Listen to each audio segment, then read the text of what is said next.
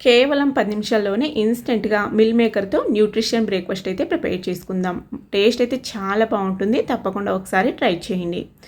ఒక ప్యాన్‌లోకి cup meal maker, 2 sambar మిరపకాయలు, ఒక 3, 4 పచ్చిమిర్చి, ఒక పండు టొమాటో, కొద్దిగా అల్లం ముక్కల్ని 2 ముక్కల్ని వేసేసుకొని బాగా కడిగేసుకోవాలి. ఇప్పుడు ఇందులోనే నీళ్లు వేసేసుకొని పొయ్యి మీద పెట్టుకొని ఒక 5-6 నిమిషాల పాటు ఉడికించుకోవాలండి. మనకి చట్నీ అలాగే బ్రేక్ఫాస్ట్ 2 ఒకేసారి రెడీ అవుతాయి అన్నట్టు.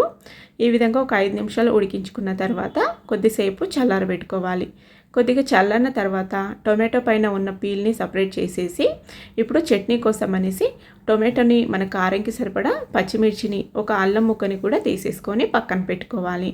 ఇప్పుడు మిగిలిన ఈ సాంబార్ మిరపకాయలు, మిల్ మేకర్లని ఒక మిక్సీ జార్లోకి వేసేసుకొని కోర్సుగా మిక్సీ పట్టుకోవాలి. మరీ మెత్తగా క్రీమ్ లాగా వచ్చేలాగా కాకుండా కొద్దిగా కోర్సుగా వచ్చేలాగా మిక్సీ పట్టుకొని ఒక మిక్సింగ్ బౌల్లోకి తీసుకోవాలి.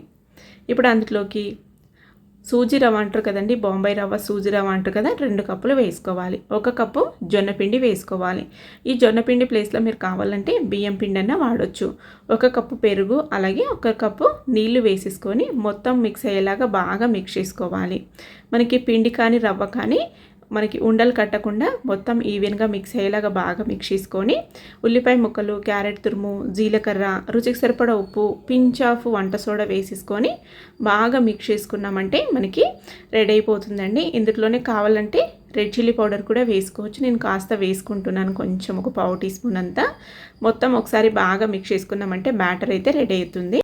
పొయ్యి మీద ప్యాన్ పెట్టేసి ప్యాన్ హీట్ అయిన తర్వాత కొద్దిగా నువ్వులు, కొత్తిమీర తురుము వేసుకొని ఒక గరిటె బ్యాటర్ వేసుకొని లైట్గా స్ప్రెడ్ చేసి పైన మళ్ళీ నువ్వులు, కొత్తిమీర తురుము వేసి మూత క్లోజ్ చేసుకొని 2 వైపులా లైట్గా నూనె వేసేసుకుంటూ 2 నిమిషాలు కాల్చుకున్నామంటే మనకి ఇన్స్టెంట్గా 10 మినిట్స్లో మిల్ మేకర్తో న్యూట్రిషన్ బ్రేక్ఫాస్ట్ అయితే రెడీ అయిపోతుంది. నెక్స్ట్ మళ్ళొక వీడియోతో మేము